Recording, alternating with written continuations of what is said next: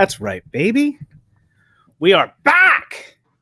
And back on a Saturday, the greatest day, and one of our favorite Saturdays of the year. It's Figura Obscura Saturday, September 21st. First of all, what's up to my compadres here? Eric, Ryan, Amber, how are you today? Doing excellent. Hell of a day. Yep. So we got the Figura Obscura drop earlier today. Announcement came last night. This morning we knew what we were waiting for here. And at 9 o'clock, Frankenstein was announced. Real quick, just give me a couple of words. First impressions. Ryan, what'd you think? Fucking awesome. Fantastic. What do you got, Amber? Jaw dropping. See? She's not lying. She's not lying. How about you, Enrique? Mind blowing, man. Mind blowing. Yeah. All right. Enough messing around here. First of all, thank you for everybody who's stopping by in the chat. Thank you to everyone who stops by live. Thank you again to everybody who will watch us on the replay. But because it's Figura Obscura Saturday, we've got a few, easy for me to say, very special guests we wanted to bring on so we can talk some more Figura Obscura. First of all, my friend and yours, you can barely find him on the internet, so we're happy to have him here. Curtis Ackerman, how are you? Doing excellent. It's good to see you, brother. I'm so glad my agent was able to find time in my schedule to make it work. So we had to write a fact check. So yeah. So glad you made it here. Thank you very much. No, Curtis, my man, thank you for being here. But we have more special guests. Very happy to have him on a Figura Obscura Saturday. A huge part of that thing is the man, the myth, the legend himself, the man behind the Dork Lair, Bill Junowski. What's up, Bill? Hey, what's up, everybody? Thanks for hopping on for a little bit, Bill. I know you may have some limited time, so we appreciate you hopping on, man. Yeah, we got a little bonfire going to happen in the back, and I'm on the road, and yeah. Cool. So just a little time. Nice. Here. All right. And last but certainly not least, we wanted to bring on not Victoria, who's doing laundry. Thank you, Victoria. But the man himself, Jeremy Girard. What's going on, Jeremy? Yeah. Hey, everyone. Thanks for having me on a Figura Drop Saturday. That's right. Yeah, well, we appreciate you coming on, man. You know, I'm sure there's, a day like this, there's a lot going on behind the scenes. Yep. So we appreciate your time. And as, mentioned just a little bit earlier before we went on, we've been lucky enough to have you give us some of your time and Bill as a part of these Figura Obscura Saturdays. And it's always so much fun. So thank you again for that. Yeah. So, Jeremy, before we get into all this stuff, what are the initial reactions from yourself and from the studio? Are you guys happy with the way this first drop has gone? Oh, yeah, absolutely.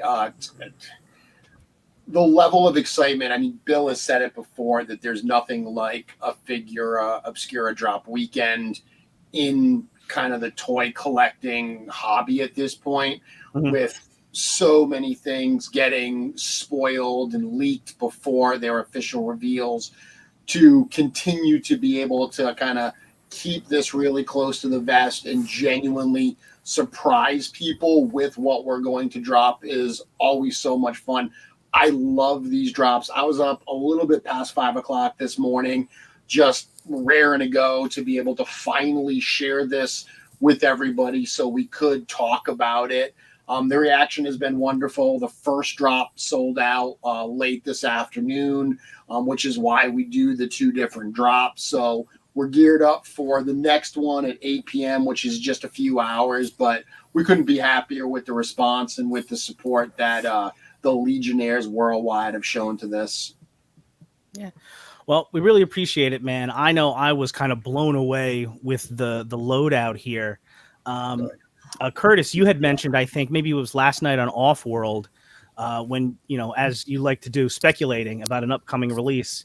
No, I'm just joking. Of course, a lot of people were thinking about it possibly being Frankenstein's monster or Frankenstein's creature or something related to that. You, Curtis, had indicated, and when you said it, I was like, oh, that does make sense, that you sort of hoped that it would be a Dr. Frankenstein, because you figured in that instance we could get more of those cool potential accessories. Yeah, which we that got might anyway. come out. We got the creature and this incredible load out of it. Yeah. Yeah. Absolutely. Yeah, it's loaded, man. There's so much stuff with it. Also last night I was like, man, if they did a Frankenstein's creature, would they do sculpted pants or would they actually put soft good pants on? That was kind of a topic of discussion. Like is this the time where Four Horsemen goes into soft good pants? And I was so excited to see that. It's great. That's good stuff. Yeah. I have a ton of questions for everybody on the panel, as it were, tonight, as I'm sure everybody does. I do want to get to Bill first, though, because his time might be limited here. Bill, of course, you know, you're part of this really cool day is that you get to help introduce the release to everyone in your in-depth reviews. Can you just please chat us up and take us through your experience getting that box and seeing it for the first time? I kind of called it, like, when I opened it up, I was like, I was ready for a Dracula or a classic monster. You know what I mean? Like, I felt like we were due for that. And so, you know, I kind of called it when I opened up the box, but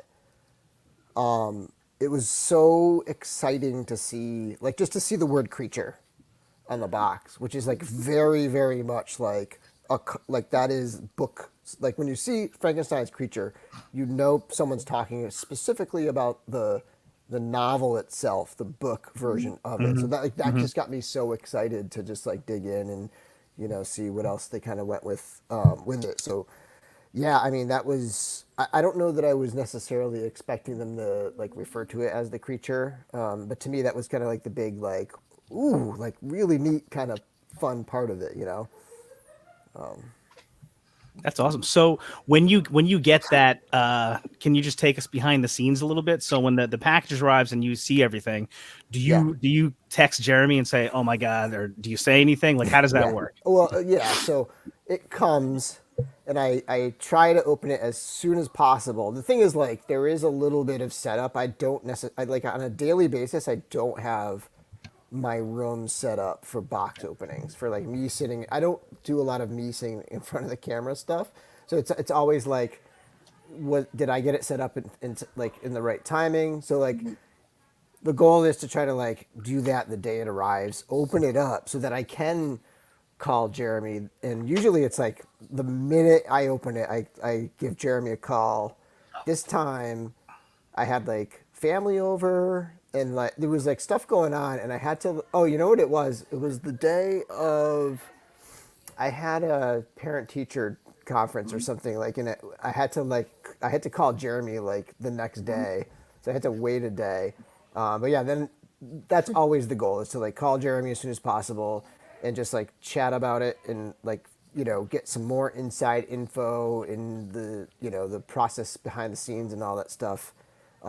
Which also informs the video, and I get to find out the price, so I can talk about that in the video and find out like just other details, like send me pictures of the mug and in the pin and all that stuff. But yeah, it's always fun to chat with Jeremy right after I open it up and just nerd out about whatever, you know, classic lit mythological thing it is.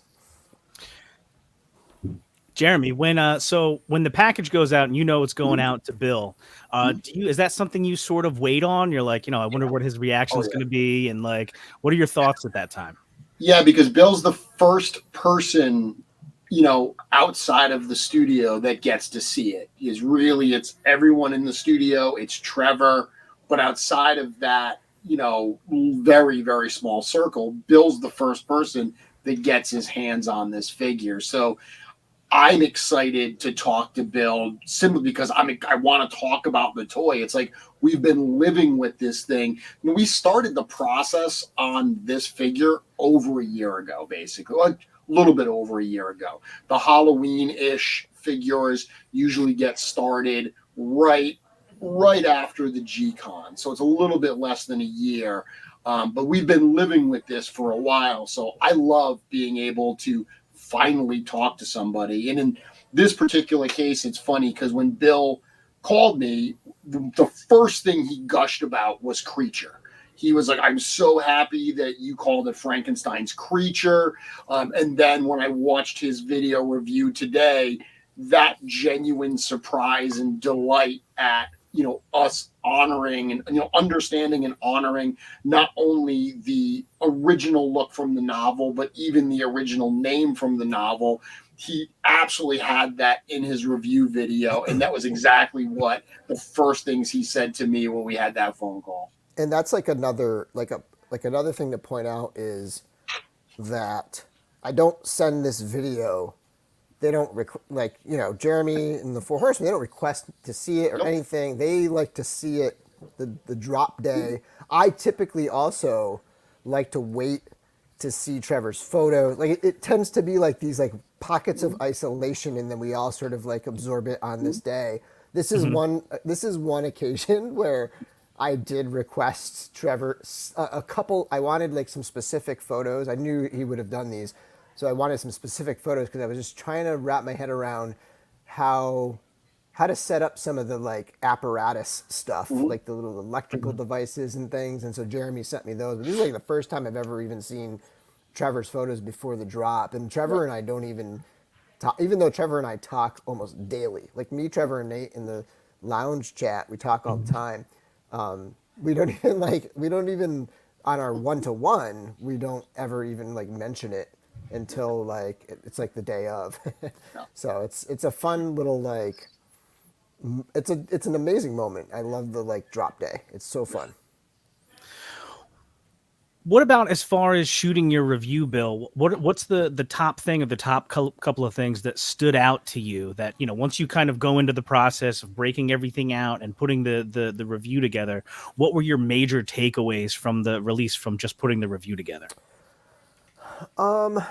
There is a definite pattern. Like there's this very distinct like rhythm I get into with these, and these drops are nice because I can spend time. Like I had this, I think it was the 11th, right? So 10 days ago, right? Like I had this, so I had like 9 days or something to like do this, so I can spend,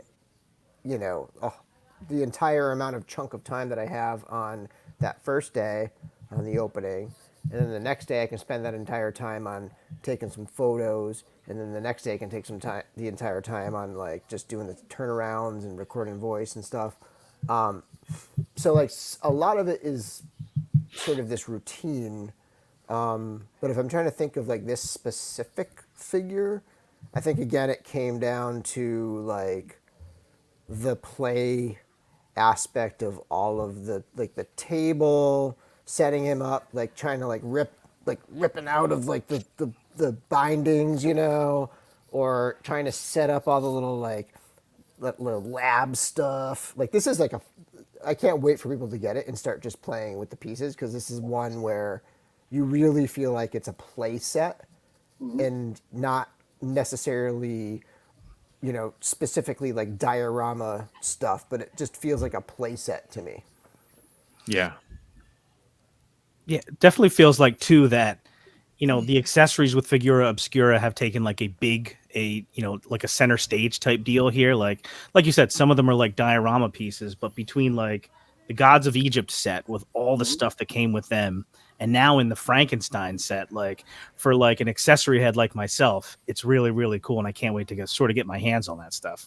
And it's like it was funny on your review, Bill, where you were like looking at the size of the box before you open it. And you're like, it doesn't really seem like a single figure because it's a bigger box, and then it was just loaded out with all that extra stuff. I was convinced it was a 2-pack. I mean, I know I said Frankenstein's monster or whatever in like when I was predicting, but like I was in my head, I was more convinced it was going to be Red Riding Hood, like the wolf, like the two, like that as a 2-pack. I really was convinced it was going to be that when I saw the shape of it. I thought it was going to be 2 figures, which like it's funny because Anubis and Bastet, like that was a lot of work. Like 2 figures is a lot of work. Like I was a little relieved when it was like 1 figure because sometimes it's a lot because it's double, Yeah. You have to do the articulation twice. You can just do what I do, just not do it. It's not that it's work. It's just that it's just time. It's just amount of time, All right. So of course I was able to, I was at a toy show for most of today, but did get home in time, did pull some photos, get to that in a second. Anybody else have anything you want to jump in on as far as the Bill's review goes or anything before I start questioning Jeremy about the history of this guy? Some great swaps from Bill on there. There's definitely some that I want to steal. So Yeah. That Yeah. Tharnog one with the like making a gladiator type orc. I was like, oh yeah. I tried to keep them Easy. easy. I tried to keep them this time. Sometimes I throw in some ones where it's like you need an old ass figure that is like hard to get, but like this time I tried to make it simple ones where it's like anybody could do them because it just helps people, like visualize it more, like kind of like a broader like spectrum of people, Yeah. All right. So Jeremy, as soon as I see something like this and I see the release and everything that sort of went into it, I start thinking about sort of the beginning. So you mentioned just a couple of minutes ago that the process for this starts over a year ago. So can you just, take us through that a little bit? Whose idea, if it was one person's idea to do a Frankenstein, and how does it get started? So this particular character has been on the list since the beginning. We've talked every Figura drop. We talk about the running list that Eric and I always look at and update with possible Figura characters. So Frankenstein's creature's been in the public domain for many, many years. It was, an option for a while. And it got to the point, Eric, as always, is the one that makes the selection in terms of what he's inspired to do. We've said that since the start. If he ever has to force himself to sculpt a Figura character, we're doing it wrong. These are very much a palate cleanser for Eric. It allows him to do something totally different that he's just inspired and excited to do. So all of those classic monsters, and we're seeing a lot of people today now saying, oh, we need a Dracula, we need a werewolf, we need a mummy. Those are all, options that we knew we would get to at some point. A couple of times today, I've made comments online that, the Obscura in Figura Obscura doesn't mean obscure. The goal here isn't to do really, really obscure, bizarre characters that no one's ever heard of.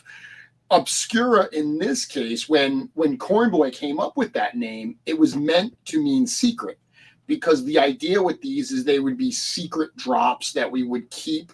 We wouldn't reveal them until the day of the actual drop. So it was meant to mean Figura Obscura was our way of saying secret figure.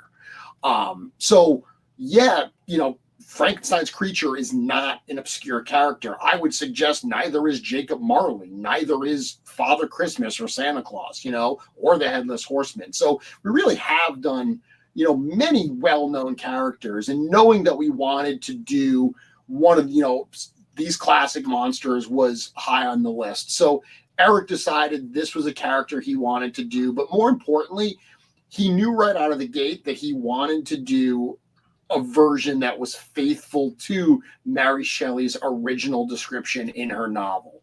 That's something, and even myself, I felt like I knew the character of Frankenstein until I started actually looking into it, and I realized, weirdly enough, I had never read the original text until I was preparing for this particular drop.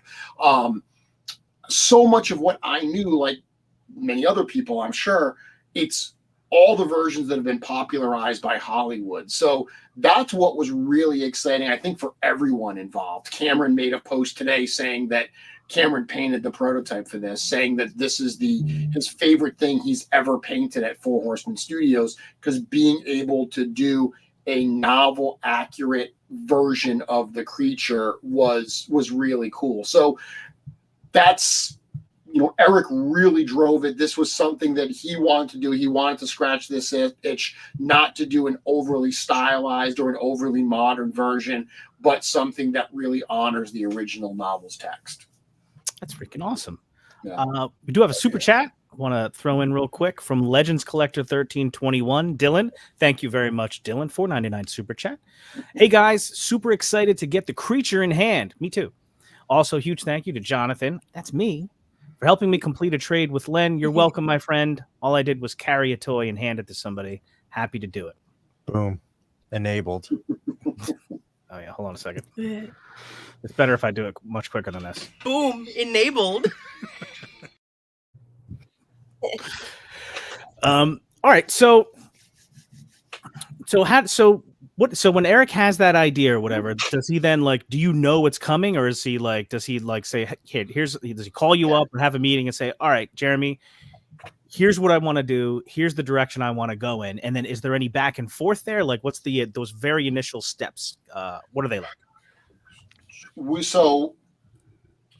We typically decide on what it's going to be before he has to start sculpting. And yes, if you do the math, we've already decided on what future ones are at this point, because we are coming up towards the G-Con reveals in 7 weeks. Wow. But yeah, I mean, throughout the months leading up, we're talking about it, and we kind of start to narrow it down. And, we also try to look at things like big picture as well. Like last year, all 3 of the releases were literary, and that was not intentional. It just ended up happening that way, partially because Red Death came out of nowhere. Red Death was one that he immediately was just inspired to do, and it just inserted its way in there. But we talk about it, couple possibilities, narrow it down, and then it just comes down to him saying okay, I can see it, because that's a big thing. Eric needs to be able to see what he's going to do, what his interpretation of this is going to be. And once he's got that, we'll talk a little bit about some of the things that he's thinking, but then he just starts rolling, and really he'll bounce ideas off me. Marley, we worked much closer on Marley because I am the subject matter expert on that story.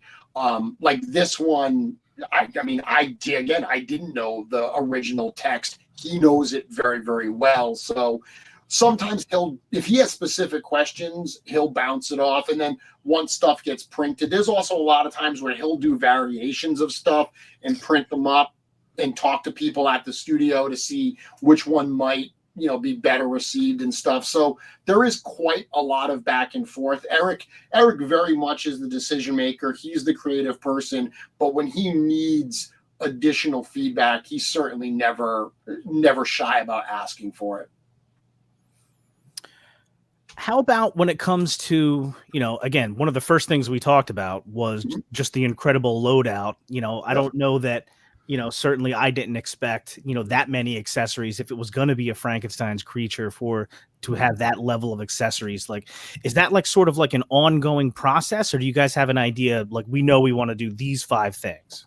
No, that's all him as he just starts putting stuff together. I mean, he's enjoyed doing the diorama pieces, as you can see, as of late, but really he just starts thinking what would be cool to go with this character. And I mean, Frankenstein's creature is the kind of character like Mask of the Red Death that there aren't a lot of accessories handheld. When we think about action figures, we think about weaponry that they're going to wield. These characters don't really wield a lot of weapons. So to really build that figure out, that's when you start looking at, those diorama style display items that it would include. But one thing that was really interesting about this set was the attention to detail, which is the kind of thing that I think could easily be underappreciated.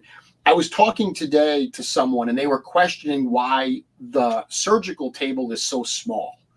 And they were saying, like, why doesn't he fit on it? Well, a surgical table would be sized to a normal human being. The creature's 8 feet tall. He would be bigger than that table. So, stuff like that, stuff like you see a lot of interpretations of Frankenstein's, the story where there's like big Tesla coils and everything. That stuff didn't exist in the early 1800s. Those devices that Eric designed were all based on actual scientific apparatus that was around during that time. Even something I pointed out is the stitches. You see so many versions of the creature that is like metal surgical staples. They weren't invented until 100 years after this book was written. They weren't actually used. So it would have been like catgut that's sewing that together. So not only does Eric decide like what types of pieces he wants, but he spends a lot of time trying to make sure they're accurate to the character, in this case, accurate to the period that this story was written and it's supposed to represent itself. But that, again, is all part of him just being inspired by what he wants to put around this character. See, I didn't know that. See, this whole time we thought the Four Horsemen were just trying to make cool action figures and be nice and be cool. And this whole time it was all a ploy to teach us stuff. He's been making us do learning. And it's working, man. It's working.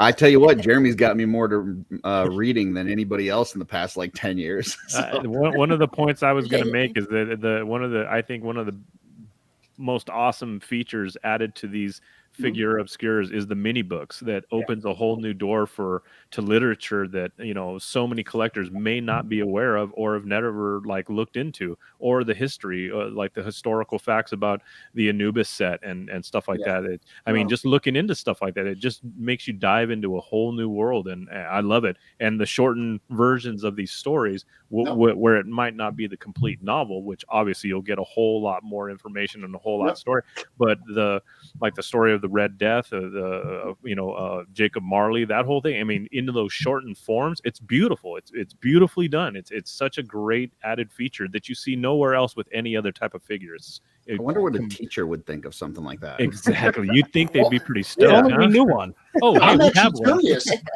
because Bill, this was something when you and I spoke. Yeah. You hadn't had a chance to look through the booklet yet, and I know you referenced the 3 chapters, the excerpts that we put in there. I was curious what you thought, if those were 3, good excerpts to put in this book to try to summarize some key parts about the creature story. Yeah, it felt like the right excerpts to capture the character itself, right? Like to really get like a description of the character and its relationship to its creator. I will say that everyone should read the book if you haven't read it yet. Like the mini comic booklet thing is awesome if you've read the book and you're familiar with it and stuff. But if you haven't read the book, you should absolutely. It's like a must read kind of book. I would consider it like a top 5 all-time literary works kind of thing. Like Moby Dick will always be like my number 1, but like this is right up there. It's such a good book. And I will also say that I had the like little epiphany today that we are going to start a Dork Lair book club kind of like reading thing. Mm-hmm. So like we're gonna start with this book. I think we're gonna do it as posts. Like we'll do like once a week, like a chapter post, and we'll have the comments be discussing it. But get in the Dork Lair Facebook group, and we're gonna totally do like the Dork Lair book club, book lair kind of thing going on. Absolutely. Love it. Well, let me. It's almost like this stuff is like gateway drug to literature. Yeah, Hey. Curtis, the reluctant reader. Nothing is wrong like, with that, man. he's Nothing like, wrong they're with peer that. pressuring me into reading. Damn it. I wanted to shout this one out too. Just got you might have seen this comment from Jacob Forna. He says, "This has to be my favorite figure they've produced to date.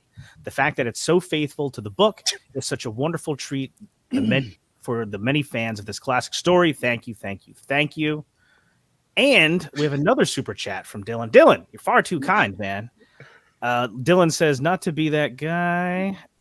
Okay, not to be that guy, but I've read this book several times this year. Most recently, yesterday, in the book, Victor never describes his methods. I can talk to that. So, Okay. so here's the thing. You have to kind of understand Mary Shelley's life and the science at the time. And there was a like at the time, Mary Shelley's, during her lifetime, it was when they were using electricity to animate bodies and to like trigger like reflexes in dead bodies, like typically animals. But there was at one point somebody who like animated a human like as like an exhibition, and they pumped electricity into this recently deceased body, and it was like flexing and coming to life. And this is like something that really happened. So she was well aware of that. She talks about in the voice of Victor talks about putting the spark of life into the creature, and then also the chemical research and education that he's going through. So like there is very much like a lot of insights you can gain, and like you can it's like a lot of implied stuff, but it's there. It's like a combination of chemical and electrical, and there's even like a chapter where he sees a tree get a lightning bolt just like absolutely just like shred a tree, and it shreds it to ribbons, and it's like this very like formative moment in Victor's life. So there's definitely like an electricity kind of element there. So I totally understand where it's coming from, where people interpret it that way, and I would say it's fairly reasonable to say he's using electricity in this electrical chemical attempt. So I have not read this book before, so I'm definitely looking forward to it. Anybody else here have given it a shot before? Yep. Eric, you consider yourself a big fan of the book? Well, how about this? When was the last time you read it? How long has it been? Oh, it easily 20 years ago. I mean, yeah, but I've read it. I have it in it's part of my collection in my books that I have. But yeah, at least it has to be at least 20 years ago that I read it. Cool. Yeah, but definitely a good read. Definitely want to read it. I did read Jeremy's write-up today, and by that I mean Darla read it to me. So. Thank you, Darla. All right. Guys, do you want to start taking a look at the release so we can chat with some visual aids? Speaking of reading, I'm still on. I'm about maybe halfway, 3/4 through Journey to the West, the Monkey King story. Cool. Yeah. I actually picked up that book after the Monkey King drop, and yeah, I got into that, and that's a fantastic story. Long, but it's fantastic. See, this whole time it's been a conspiracy to get us to learn things. Hey, I'm with it, man. I'm with it. My entire life conspiring to get people to learn. That's right. So, of course, here it is. This was the picture we got when the release popped out earlier today. Yeah. Also, we should actually talk about this a little bit. How about that, Jeremy? Nate Barch made a nice post about this whole thing earlier today. What about that process as far as starting to work with Nate on putting the box art together? So this was an interesting one because at one point we had talked about the box having no color. We had talked about the box just being black and white. Cool. And Nate adds color last. So he showed it to us in black and white, and it was amazing. And then when he talked about coloring it, I was actually hesitant because I liked what he had presented so much. And then when he actually showed us the color, it was so rich and so wonderful that I almost couldn't imagine it not having the color. One thing that was interesting is the inside panel, which is a shot of, I don't want to call it Victor's laboratory, because in the book, Bill, correct me if I'm wrong, it's more like an apartment that he's kind of like doing this in. It doesn't have that same kind of like lab feel that you see so much. At least that's not what I got out of it. There's not a lot of description of like There isn't. But space. Yeah.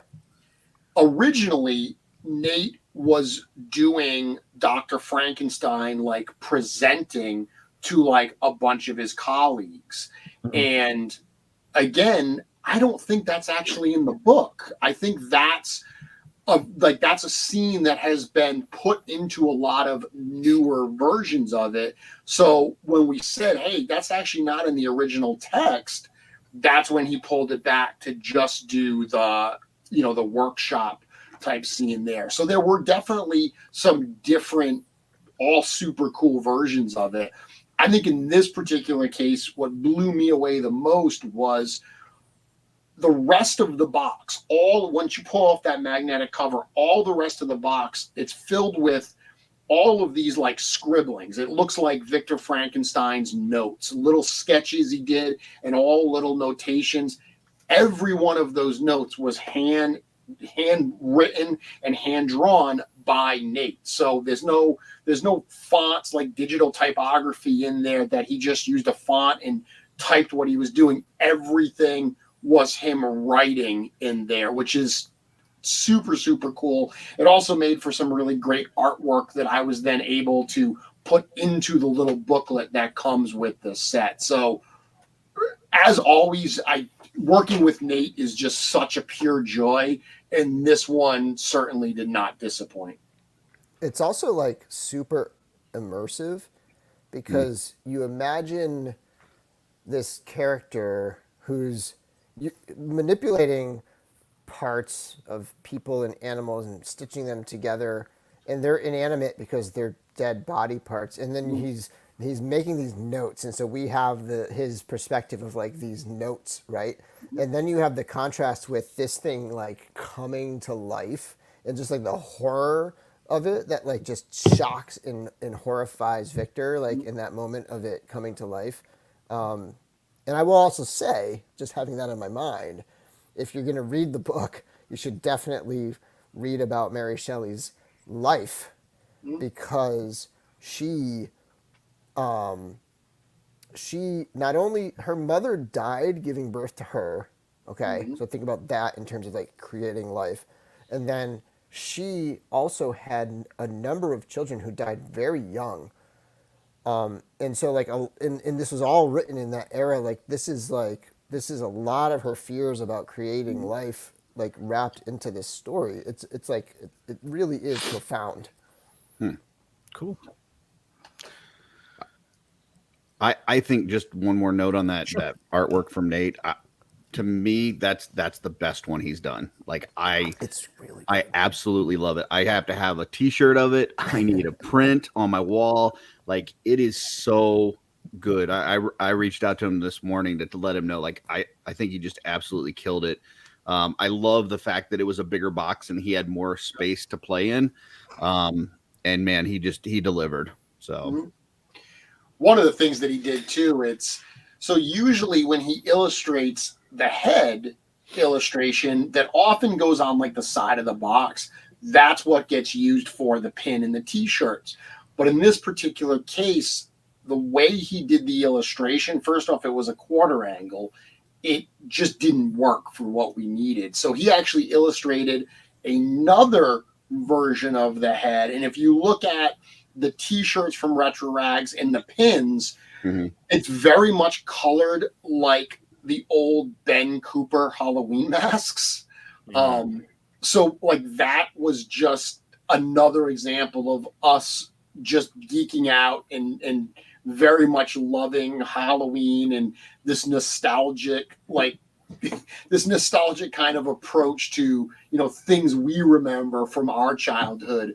But that particular shirt and pin are probably my favorite of the Figura Obscura ones we've done. It's awesome. Yeah, that pin's badass. And that mug too, by the way, I mean, we call it a mug. I didn't want to call it a stein because steins are like, when I think of a stein, I think of like they have like the little lid and everything. Yeah. But we call this a tankard. It's huge. It's a big, giant, hefty. I mean, if you're a serious coffee drinker, this is gonna hook you up. I drink decaf, so I just drink endless amounts of it, and so this is like perfect for me. And it's cool that it's a Frankenstein. Frankenstein. Frankenstein. Hysterical. Yeah. That's awesome. Yeah, I forget who I was talking to, but I was talking to somebody yesterday, but we were focused on, well, what's really the most important thing here? Are we getting a mug? And if so, what kind of mug? Because everyone's been a little bit different. Honestly, the Gods of Egypt one, the last one, might have been my favorite. That's my daily mug right now. Yeah, and that's a pretty big one. It looks big. I don't know if it's actually more than 8 ounces or not. But this one looks really, really cool. And it looks like maybe it's a little different. I don't know if it's the way the light is reflecting on it. Is the finish more like the Father Christmas finish, would you say? If you remember? To be honest with you, I don't have one because they came in. I was in the studio recently and they weren't actually in at the studio yet, I believe. So I haven't actually seen it personally. So when I say that it's big, I'm basically just judging it based on like George showing me himself holding it. So I'm not sure exactly what the finish is. They are pretty shiny because I know that we had a really hard time like photographing it because it kept reflecting like every angle. And then I think you just said it a minute ago, but the t-shirts, that's through Retro Rags again still? Yeah. So if you actually go to Store Horseman, right at the top, there's a button that says apparel. Mm-hmm. That is literally it just brings in a feed from Retro Rags that not only do they have shirts this time, they've also got sweatshirts. They even have blankets. So they have like these giant, like fuzzy blankets that have Nate's Frankenstein art on it, which is super, super cool. They got a tank top, it looks like. Yeah, they've got like a baby, like a onesie for a baby. It's funny stuff. But you can't add the stuff from the apparel tab into your cart and add the Frankenstein stuff, like the figure and everything, and check out together. But this is basically just a window to make it easier for you to order the Retro Rag stuff. So this will check you out through Retro Rags, not through Store Horseman, but it's all available right there. Dude, Curtis, you have to get the microfiber blanket, dude. I think I am, dude. It's awesome. Bro. Awesome. Dude, I don't understand the difference between the two, though. Like, they look the same, except for maybe one's rounded a little bit. I don't know. Yeah, it's probably just got rounded corners. So there's Frankenstein's creature baby clothes now, you guys. Yep. We have reached a new level of coolness. Start those nerds. Gotta start them early. Yeah. Mm-hmm. Start those nerds I early. will say the khaki army green t-shirt, the very top middle, I think that's the one I'm getting. I think that's mine. awesome. Yeah. That's tight. I mean, not So like clothing good. wise, you know what I mean? No, I like the 3/4 baseball tee. That's nice. Yeah. I'm right there with you, Curtis. Oh, that's cool. too. Yeah. This is the tanks for when I'm working out, flexing my muscles. Tankenstein.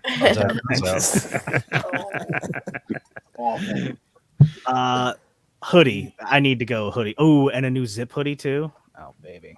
I'm a zip hoodie guy. I'm Yeah. a total zip. Yeah, I've been my Alithia zip up hoodie is I still wear it like almost on a daily basis. I'm gonna wear it until it like falls off of me. All right, here.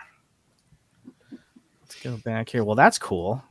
All right, so again, here's the look at the package here. I love this open box, view here where you can see a bunch of the accessories and the heads. Before I forget, and I don't know, I probably have missed a lot of the discourse and the discussion on Facebook and different things like that so far. Someone had posted, I guess probably must have been yesterday, the old McFarlane Frankenstein set that I guess the Horseman had worked on years ago, right? Here we go. Jeremy's got it. Mm-hmm. There's Treadaway's work right there, baby. So, There's Is that the one Treadaway from right there. ToyCon? dude, I got this at ToyCon last week. Yeah. Nice. Like, I walked up to a table and I was totally buying something else. And I was checking out and I saw this. They had this one in the Phantom set. And this is the one. This is from Series 2. So this is Dr. Frankenstein. Series 1 had really Frankenstein's creature in it. But this is the one that has the head of Eric Treadaway on Dr. Frankenstein. So I had wanted one of these for myself anyway. And it was just, but it's so funny because I got it and I realized I couldn't share it. Like I couldn't take pictures of it and tell people like, hey, I got this at the, because everyone at the table. everyone would read into it and stuff. So I bought it and just hid it at the table. That's awesome. It looks minty as hell too, man. Great. I did that with the creature creator and the Fisher Price figure. We need to just start watching what Jeremy's buying, just like find out what his eBay is and everything that he buys. Be like, okay, that's what's coming. See, we're learning. I did see him purchase that. Did you? Oh, makes sense. It was right on the side of your table. That's right, on the side of your table is where I got it. See, Ryan's like a vault, right? Yeah. Look at his buying history. So you said the not that one, but it was the other one that had the Frankenstein's. What I'm getting at is, didn't the Frankenstein's creature have the two heads? That's in this one. Oh, that's in this one.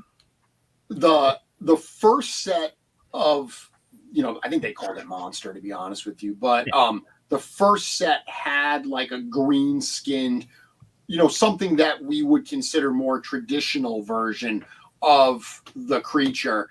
And then this one just came with basically a second creation of Dr. Frankenstein that's got two heads and like there's bones for one of his legs. Like it's really off the wall, just purely out of Eric's, creative mind. That's awesome. So I wanted to pop this up.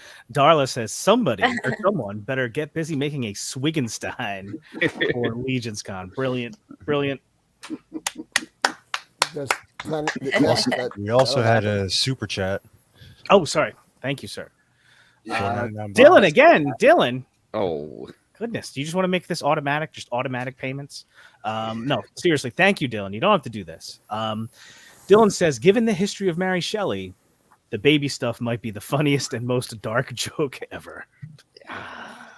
Oof. Yikes. All right, so here we go. Here's the loadout. So sort of what I guess this is probably not it. When I first saw the two heads like on my phone from the show when I was putting in my order, I was like, is that a reference at all to the two-headed monster that was in the McFarlane release? Probably not, but I definitely had that thought come to me.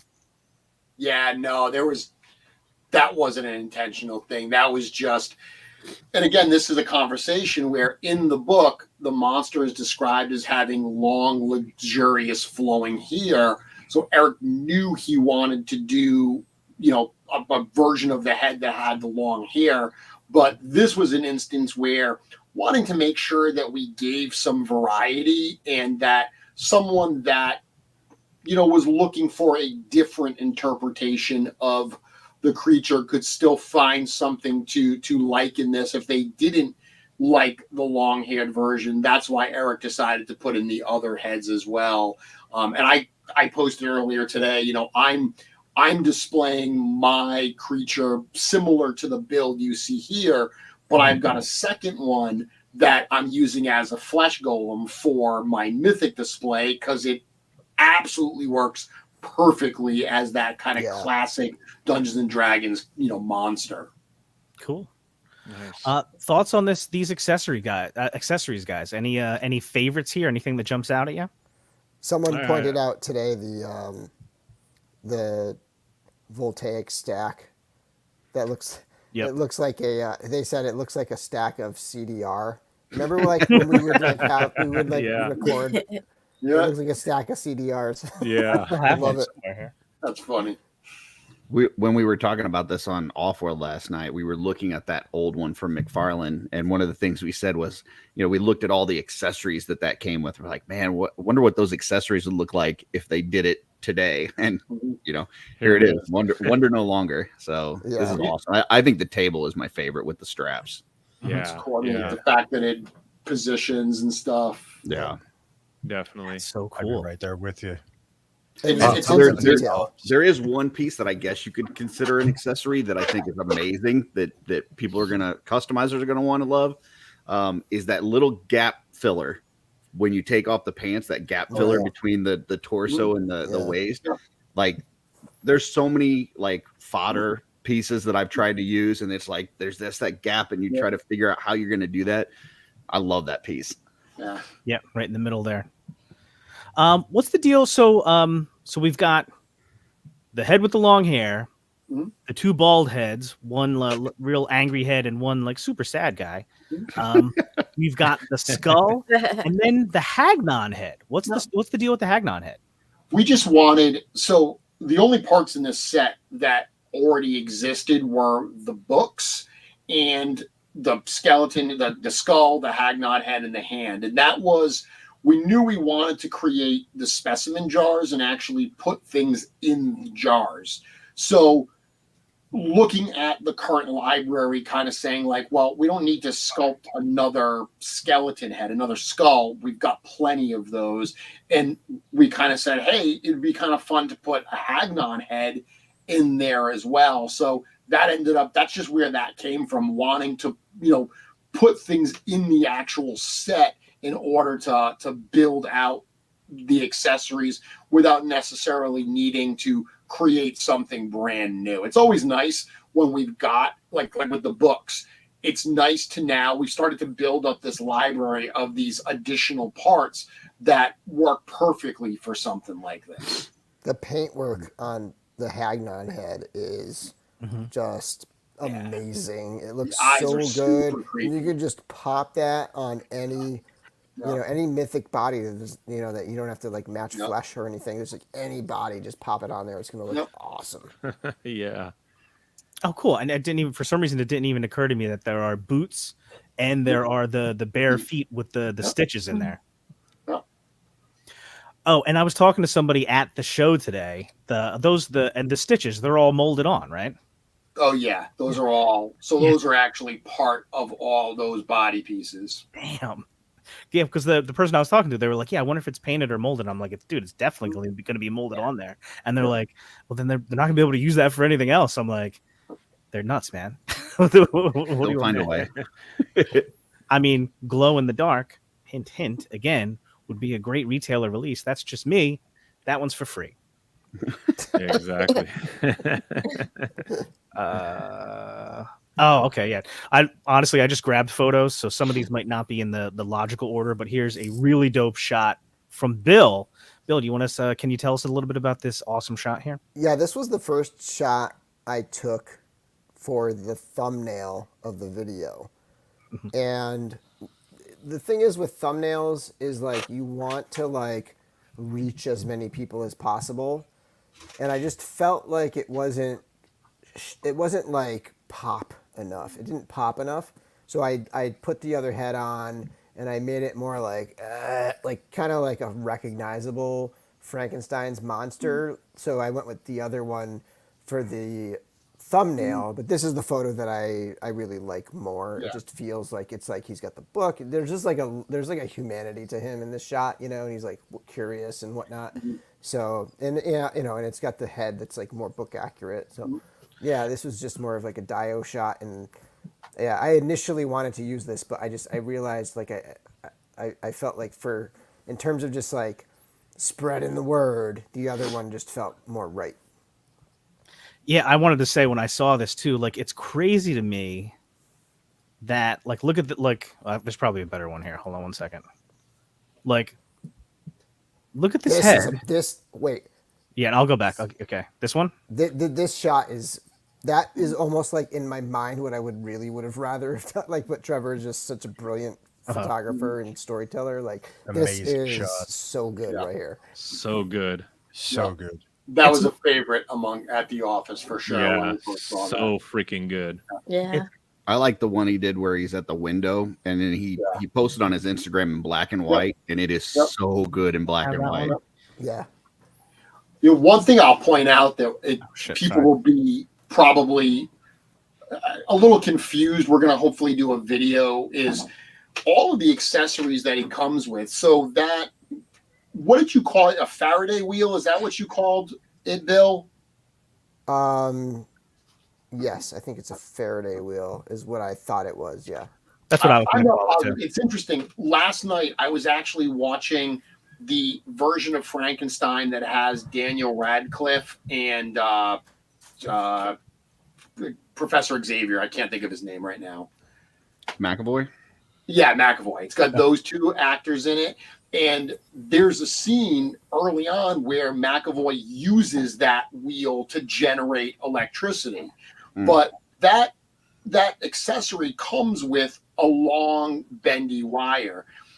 Those little canisters there that almost look like smoke grenades or something, there are little holes in them that the wire threads through, and then that stack of DVRs or DVDs or whatever.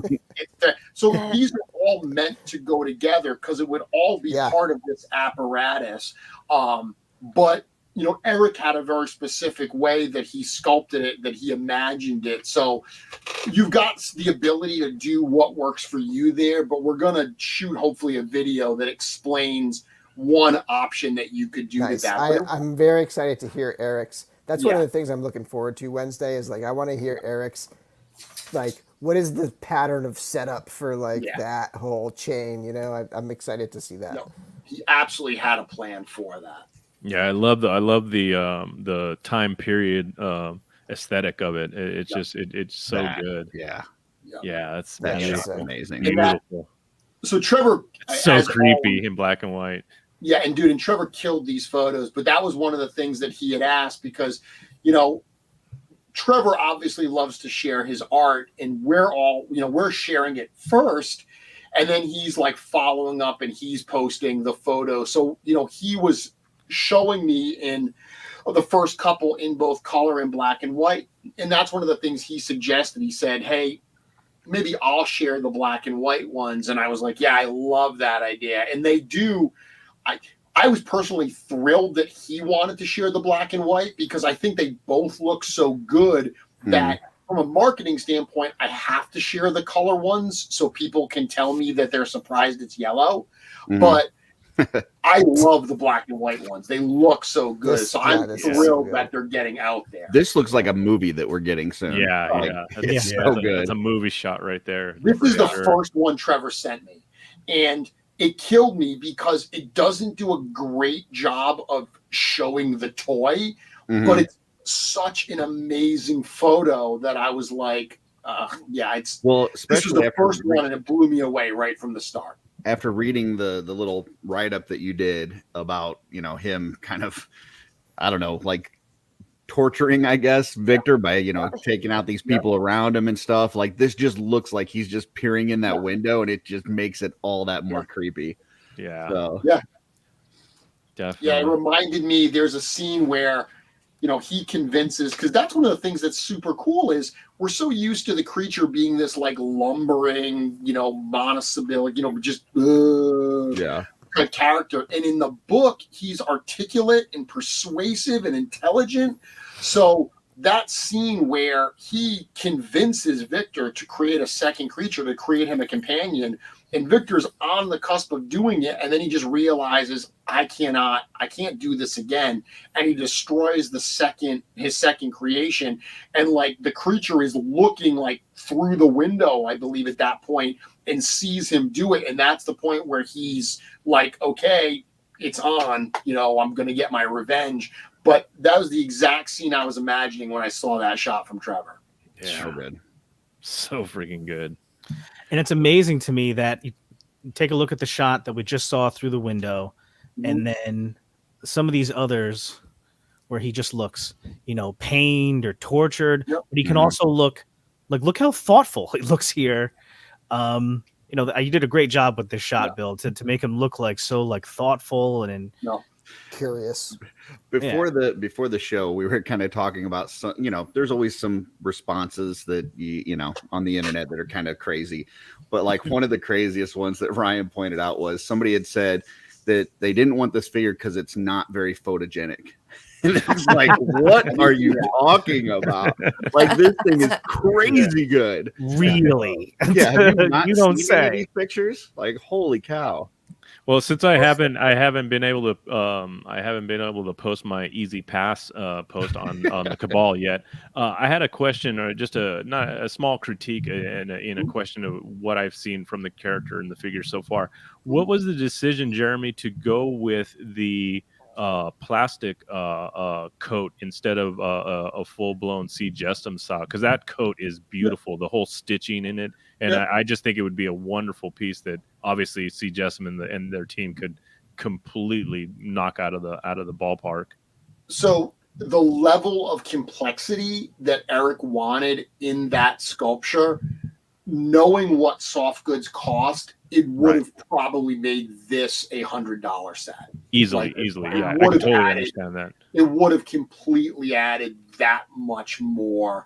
And so it was a similar decision to the Marley coat, where it was like, okay, because of the level of complexity and all of the different textures, and in this particular case, it's got different pieces of fabric that are all stitched together. Yeah. But that is totally what it is. It was the level of complexity coupled with, we know how much money it's going to cost to add that to the set. You have to make that, cost to value judgment. Right. On the flip side, the pants were an absolute, because Eric knew he wanted to have the two different appearances of possible for this character. So the only way to do that with the sculpted pants would have been to give him two sets of lower legs. So the flexibility of being able to remove the pants for that different look, it's kind of weighing the aesthetic needs alongside the actual business and financial realities of what it will cost to pull that off. Yeah, understand. And it still would have been a total steal for $100 plus for. Oh yeah. It would have totally still been a steal. Yeah, these pants are amazing. Yeah, so yeah, and those pants can be. I mean, people are going to utilize those pants. Customizers. Oh, yeah. I mean, those pants are going to go on so many other figures. It's going to be great. That's the great thing about the two looks, is that if you set it up with the one look, you've now got all these extra parts that you can use for something else. So like if you do this look, now you've got that jacket that you can use, for another character or whatever. Oh yeah. So, Yeah, that's why so it's an interesting thing to talk about next. Somebody asked, so that's so weird. They used the same jacket they used from Jacob Marley. And I'm like, that's not the same jacket. And again, we're looking at it. Not at all. That's way different. I'm like, I think it's bigger. It is. A lot of people, I got that message multiple times today that people were like, that's the Marley coat, right? And I know it's a much larger coat. And the Marley coat is not like, this is very distressed. It's very, very distressed. Yep. And the shot that shows the back of the coat, you can see there are like different, it's stitched together in a similar fashion to the fact that he is stitched together. Yeah. So it is a totally different feel and approach than the Marley coat. And it had to do that. It had to be a totally different piece. I see a lot of great like zombie styled pirates coming with this coat for sure. Customs, I put the coat on Canox. And it looks perfect. Like the colors match up, and it just looks so good. It's like a space pirate straight up. Yeah. It's so awesome. So shortly before the show, Matt Stein, ironically, contacted me and he said, how does the coat fit on a 1.0 figure? And I just happened to grab, it was a Skeleton Legion builder that has a Zombie 13 head on it. His almost like a Mind Flayer looking head. And it's really big on a 1.0 figure, but it's so big that it has such a different feel than the Marley. It totally covers the entire body. And Eric, you're spot on. It's going to look awesome for like a zombie pirate type character. Oh yeah. Especially the way it's stitched together. If you look at it from the backside, it's beautiful. Yeah, it's amazing, man. Just amazing. Love it. All right, guys, I'm gonna hop off and get out with the family. But sure. Thank you, Bill. Enjoy your day, man. Yeah. Great Have a job. great Thank you night. for hopping on, man. Yeah, I got a few more minutes myself, guys. So if you have any last questions for me, and then I got to bail for dinner myself. Right on. I did have one. Mhm. So, kind of looking at the last few Figura Obscuras versus like the first few. So, like, it seems like you guys have really gone off the charts with the new tooling. Like, I would imagine if Eric was to do like Father Christmas now, probably under those robes would be completely different. Yep. So what about I know you're trying to keep prices down and stuff, but what is going into that when you guys are coming up with all this new tooling for these things? I mean, you kind of hit it on the head. Is Krampus and Headless Horseman were both designed before these were out. I mean, there was no name. The reason Krampus doesn't say Figura Obscura on the box is the name didn't come out until we were having the conversation, and I literally said, where do I put it on the website? It's not a Mythic Legions. It's not a Cosmic Legions. So early on, the idea was, hey, these are going to be like 90% existing pieces with new head, couple new accessories, but the success of the line, the popularity and the possibilities really kind of sparked something that, Eric realized, hey, I can do more. It's at the end of the day, he always wants, if Eric had it his way, every figure would be head to toe new tooling. That's what he likes. The reuse of parts, it's a financial, reality that to keep this line going, to keep it at the prices that it's at, we've got to have some parts reuse. But Figura, because the community has supported it so much, it really has allowed Eric to not have to, make as many compromises and be able to put out exactly what he envisions. I mean, in this particular case, you're right. I mean, this is a head-to-toe new figure. This is totally new tooling. A lot of people asked, oh, is it brute scale? It was he basically took a 1.0 figure and stretched it. But in doing so, it's basically brute scale, but it's just, lanky. Not as bulky, yeah. It's just not as bulky as like Kanox and Calazair and everything. But I mean, that's, for better or worse, when we have these conversations, it is rare. I was just mentioning the coat, but it's rare that we say like, well, we can't do that because it would be too much money. If Eric really thinks the figure needs it, we find a way to make it happen. Well, and it's cool because it's become this thing where now it's a way to interject new parts into the other lines. For sure. So when you see these Figura Obscuras come out, you start going like Jonathan said he was having that question today about the stitched parts and stuff. It's like, where are we going to see that again? And at some point you guys are going to find a way to use it because that's what you do, and it's going to be creative. But I just love that part of it, that this is a way to get us new parts into Cosmic and Mythic as well. Yep, absolutely. And here's a good shot, Jeremy, you posted earlier, kind of showing the difference in size. So it's obviously way bigger than a 1.0, roughly the same height as a brute, but the thickness of the figure itself is totally different. And I'll point out that's how I display my creature. So I like the wrappings being on top of the pants versus just having the top of the pants as is. I just tried this to see how it would look, and I just thought it was a cool style. So that's how this was right for my kid. It's actually right on the side of me right here. That's right how I display it. Nice. Yeah, I've had him. He's been with me all day, hanging out as I post stuff. Awesome. I love the decision to do the elongated 1.0 style body rather than go with the standard 1.0 brute scale, because I don't know, it kind of would have been off having Frankenstein like some big buffed out like bulky figure. Like it doesn't, like, he has to be emaciated in some respects, but he's still large. I mean, he's a large figure, but I just love, and it's great to think that now we have a completely new, elongated 1.0 buck that we can utilize for customizing. I mean, this is going to go so many different places. It's going to be great.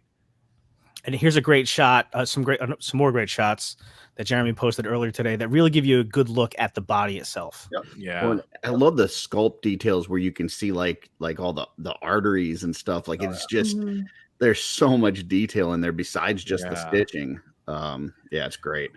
Yeah, I mean the original text, Curtis, it says that he has, translucent yellow skin that's pulled so tightly that you can see the inner workings of what's going on underneath. So, that's very much what Eric was going for. Not only that almost like jaundiced yellow skin, but just it being so tight over that body. So it's just got that really creepy, monstrous look to it. So good, man. Wild. Just Wild. Beautiful. The biggest problem is how you're going to display it. Like, are you, do you want to display them on the table? Do you want to have them out and about? Like there's so many different options. I think you have to buy multiple. I think you have to display it multiple ways. Choice. No choice. Yes. Yeah. Buy more. Boom, enabled. Yeah, you need at least two. You need at least one on the table and one out and about. And if you haven't checked the website, I looked at it a few minutes ago. Yeah, the regular version sold out as well already. So yeah, well, they'll be back up. Right? So yeah, the first drop sold out, this afternoon around like 3-ish, I guess. I actually had to step out for a few. So when I got back right around 3, it was sold out. So I pulled it down and I put up that post that says back at 8 p.m. But in a little less than an hour at 8 p.m., all the all-ins, the pins, the mugs, the regular figures, they will all be back. I will tell people that we actually put more into the first drop than the second drop. We used to just split them in half, and the first drop would sell out a lot quicker. But we realized that a lot of people do grab that first drop. We like the second one just for people that may discover it a little bit later or had something going on during the day. But there's fewer available. Between the two drops, it's the allotment that we had planned for the online sale, and there's less in the second drop. So if you did miss the first one, definitely take advantage of this 8 p.m. drop. Yeah, all of your cucks here in the first drop this morning. Well, my standard thing is I go in and get an all-in before I even see what it is. And then on the second drop is when I make my decision. Okay, how many extras do I need? So. Well, that's Curtis. That's what I was saying earlier. I'm like, I'm such a dumbass that number one, I do the first part is not dumbass. I do the same thing. As soon as it pops up, I don't wait. What's the all-in? Bang, order it. Okay, now I look, what did I order? And then I always come back in the second drop and I order at least one more. And I'm like, if I know I'm going to do that, why do I pay shipping twice? I might as well just do it in the first 2 or 3 more. You might want 4 more. This time around, I took the time. I put the all-in the cart. I said, okay, I know I'm getting it, so I put the all-in the cart, and then I took just a 2-second look at it, and I go, yeah, I definitely need 2 more. So I got 2 of the regular ones as well. And Eric, I have to imagine because you're out in California, so shipping to you can get very expensive. Oh so yeah. So that $10, the flat rate, that beautiful. flat rate shipping, beautiful. It helps. Not only do you want more of these, but I told people, look, all the stuff that's in stock at Store Horseman right now. This is the first time we've ever really had a situation where we've had a figure drop while there's other stuff in stock. If there's other things you've had your eye on, take full advantage of that $10 shipping. Add it all to your cart, check it all out. You'll get it all in one shipment. Like a reinforcement all in, throw that in there. Yeah, Jeremy, I think you just boom enabled me. Exactly. There it is. Yeah. Boom, enabled. Yeah, I might have to fill up my cart before that next drop and then pull the trigger together. Exactly. Excellent. So Jeremy, I don't know how much longer you can stay on, but we thank you for coming on. We thank you for as long as you can kind of hang out. I'm super pumped about this release. And the coolest thing is they're going to start shipping out, right? Next week, probably. I have a photo that I had wanted to share, but I'm like, I can't share it. But I've already got a photo. So we pre-box stuff at the factory, not at the studio. And by we, I have nothing to do with it. It's the shipping. Cookie and his crew, but we actually have a whole bunch ready to go. So as soon as, whether it's all ins and singles and doubles, we've got a bunch of combinations ready to go. So when everyone hits the studio on Monday, they can start getting those labels printed. They can slap them on. The first shipments, depending on when pickups come, they could be actually on the way on Monday or Tuesday of next week. But I would bet that next week, we just had the drop today. Next week, you will start seeing people have this in hand, posting their, in hand haul pictures. So I have, like a lot of us, I have a gazillion figures, right? And I have tons of Legions figures. And my wife is pretty cool about it. The general rule is, though, try to keep them off the first floor, right? Which, to varying degrees of success. But we do have this one shelf above where the TV is in our living room, where that is an approved display area for holidays. So I do like a Halloween display. I do a holiday Christmas display. Yep. I think I just found the centerpiece of my Halloween. Oh, yeah, for sure. There you go. And you say that because one of the challenges we have is, when do we put stuff for sale? And I was just talking about this the other day, is it's so hard to plan out sales because we're so fortunate that we have, fans and collectors like yourselves that buy like everything we get. But there's a lot of people that they pick and choose, and, they buy the ones that are, most appeal to them. So we kind of have to consider that, and we want to make sure there's enough options that people can find something they're looking for. So we just had a pre-order for Ox Crew Book 2 and at like the end of August, right? Mm-hmm.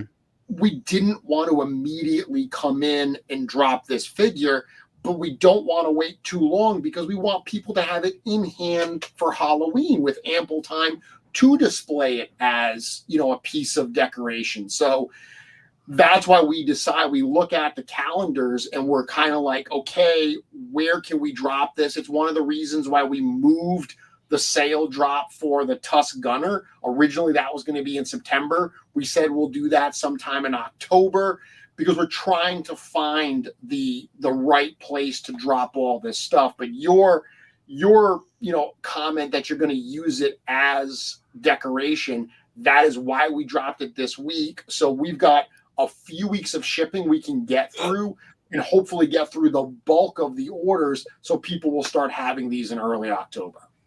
Nice. That's awesome, man. I do have one more question for you, Jeremy. Yeah. So let's say somebody's going to put something in their cart right now that's available in stock before the new drop. What is one thing out there that's in stock right now that you're surprised is still there that people should put in their cart before? Reinforcements to all ins. Okay. Also one of the more expensive items in there. Oh, actually, that's sold out now. Oh, well, there you go. Oh, wow. There is still All Stars 5 all in. So one of my surprised is still there. The Vorgus 2, I would say Vorgus 2 is one that we're running really low on. He won't last too much longer. That's one I think that I could see being out pretty soon. Yeah, that's got the soft goods, newer parts. Yeah, that's cool. I'm mad. Because the reason why that was at sort of the top of my mind was I was considering about hopping on a reinforcements to all in, because what a freaking deal, man. Yeah. Well, that Vorgus would probably, I haven't seen them in hand, but I would imagine some of those parts would go well with the red armory parts as well, if you wanted to mix and match. Yeah, they're very different reds. They're very different reds. So gotcha. I don't know, like they're not going to, it's not going to be an exact, but maybe together. Like, I mean, they're both red each other. So from that perspective. But trust me, when people get the armory parts, they're going to have no shortage of things they're going to want to combine them with. That's true. Yeah, that Vermilius too, and the Demistros figure, man. For anybody Yeah. who likes to just do a straight head That's a pop good and one. swap, that Yeah. armor on that Demistros figure, Perfect. plus that cape that comes with him, is Yep. amazing. I mean, that's I can't believe that one's still on the site. I mean, that's a great figure. That's a great call, Eric, for sure. Yeah, For yeah. sure. When you guys had the last drop on that, I mean, I ordered a bunch of those, a bunch of Yep. the Vermiliuses. I mean, easily. I He's was like, getting yeah, low too. those He's bodies. He's those one that's bodies. getting low too, for sure. Yeah, that's definitely a and then I ordered a bunch of those the phalanx bodies. Those are Yep. beautiful. That all They're sold blacked out, out too. body. Yeah, those are gone. Mhm. But Mhm. yeah, that's there's still a ton of great stuff on here, man. There The mouse is. pad. Yeah. Yeah. And if you don't have your swig for 1,000 swigs, Oh, no, there's it's still gone. some of them out there. What do you, Right. yeah, what's yeah. definitely. Well, hey guys, I'm going to jump off. I'm going to go get a little bite to eat before I've got to be back right here to do that 8 p.m. drop. Definitely. Thank Jeremy, you so thanks much, again, man. Jeremy. I appreciate Thanks your for time, having man. me. Dude, thank you Thank for you. everyone out there for supporting the Figura Obscura drop today. We cannot do what we do without all of you. So seriously, from the bottom of our hearts, from everyone at the studio, thank you so much. Awesome. Thanks, man. Beautiful. Thanks, Bye, Jeremy. guys. Later. Bye, Jeremy. I too Dude, am gonna so hop out. awesome. All right. Yeah, I actually got to hop off soon too. I have to go upstairs for dinner as well. How No great worries, are no these worries, weekends, dude. though? These Yeah. Figure Obscura So weekends. amazing, bro. Oh, So amazing. Oh yeah, Fantastic. Yeah, dude, the best. like total adrenaline shot right into the bloodstream. So. absolutely. So And I like think I you said, guys I- are buying 2 more. Dude, absolutely. Dude, it's a no-brainer, bro. It's a no-brainer. Do It's it. a no-brainer. Yeah, especially with your photography skills. Heck, Exactly, if dude. I You could gotta get be- photos like that, yeah, I'd definitely be getting some more. You got to be killing this thing, Ryan. Mhm. Seriously, let's get that camera out, dude. One other small some critique I pics. had about the drop or the actual loadout of the figure was the table itself and the little side table. I love the table. I'm not taking anything away from the table, but the bottom half of the table looks, to me, it's just the way, because the way everything else is stylized, like periodically stylized, the legs of the table, the base of the table, it looks too modern. It looks like a modern something that you would see in like a modern day like operating room. Like if you look at a modern day like the tables and the things, everything's like that white, like that pure white, real clean looking, stand to or the base of the thing. To me, it just looks a little too, like it almost looks like it needs to be like weatherized, like kind of like give it like an old, like I don't know, like a patina or something. You know what I mean? Like old iron or something like that. I don't know. That's the only thing I looked at that I was like, everything else, it looks so like 1800s kind of vibe, you know what I mean? But the bottom legs on that thing, it I don't know, it looks too modern operating room style, you know what I mean? I don't know enough about historical medical equipment to Yeah, know, I mean, know I how could accurate be, it is. But I completely would wrong. not. Yeah, I would not be surprised to see some people like throw some rust and dirty up and make that look a little bit nastier. Yeah, because like I said, all the other mechanisms or the gadgets that are along with it, it's like completely like, I mean, it does not look modern whatsoever. It looks like totally something that would be from that time period. But yeah, all in all, man, like I said, what a freaking home run this is. But like I said, the only thing I would have loved to have seen was, if C. Justin team would have done the coat. I think that coat would have been just absolutely amazing in soft I goods. feel like we might see a long coat now. Yeah. Somehow, some way. Yeah. I think even if they did the plastic coat but did like a fur piece for the top, like that would be kind of cool. But yeah. So great. Would that be something Darla Ackerman is interested in? I'm just saying. Maybe for after Legion's Con. I know her plate's full right now. Oh no, I'm not saying imagine. Legion's Con. Yeah, fuck that. Yeah. Hey, so I was, it's something I forgot to ask Jeremy. Just a funny question, but does this mean that when Dorklair or Bill finally gets his tribute figure, it'll be a Figura Obscura tribute? I think that would brilliant be idea. I think that would be pretty sweet. because I could see, you know what I could Imagine see the Bill as? reaction to him teacher? opening himself. Yeah. You know what Yeah. you know what I could see Bill as? Bill's like his face his sculpted head as a like a Don Quixote figure figure obscura. You know what I mean? Because he's got that like that long skinny face with his goatee and stuff. Like I that's want to Bill as the teacher with mini figure obscuras that he can hold as he's like presenting to the class, you know, like the mini boxes. it's hilarious. That's Yeah, fun. totally. Be But All right, guys. yeah. I gotta. If you guys want to stay on, that's cool. I No, have we're to good, go man. We're upstairs. good. I think we covered it. We killed it, man. That's like I said, to have Jeremy on and just like I said, this whole day as a full from the minute of the drop to now, man. It's just been just excellent, dude. It's always one of my favorites, and I want to say that I know that there's multiple Figura Obscura drops during the year. This one, the fall one, is always my favorite. This is I mean, it's still 90 freaking degrees in New Jersey, but fall is my favorite season. I love Halloween, so I love having the Figura Obscura experience during this time of the year, and I love those characters specifically. Yeah, definitely. I Yeah, just these love are always being the on with funnest, you guys. man. Like this time talking about Figure Obscura with you guys. I know I'm on a lot of freaking shows. This is my favorite show throughout the year is Figure Obscura with you guys. Hell yeah. Yeah. That's cool. And can Four Horsemen calm down? Because we all need to save for Legion's Con, okay? Just saying. There's no stopping. 7 weeks, Mr. Our customizers here. 7 weeks. Yeah, we're ready, man. I'm ready. Are you ready, Curtis? Absolutely. I'm ready. Let's go, man. Let's fucking go. All right, Ryan, Amber, any last thoughts? No. Enjoy the rest of your weekend, friends. Mhm. All right, guys, thanks for Awesome. joining us. Another great Figura Obscura Saturday. Sorry, Ryan, did I talk over you, bud? No, I was just saying it's awesome hanging with you guys. I missed the last show and then we had off last week, so I feel like it's been a minute. ToyCon, yep. Yeah. But yeah, we got a lot to talk about in the coming weeks. Thanks everybody for stopping in. One of our favorite shows of the year. Curtis, my man, thank you for coming through. Always. Our thanks again to Jeremy and Bill for coming through and completing the Figura Obscura experience. You got a half an hour to make your plan for the second drop, 8 p.m. Store Horseman, and figure out what else you're going to do. Be ready. Thanks again, guys. Yeah, until the next time, don't forget the number one rule, which is Be cool. Be cool. later. Ha!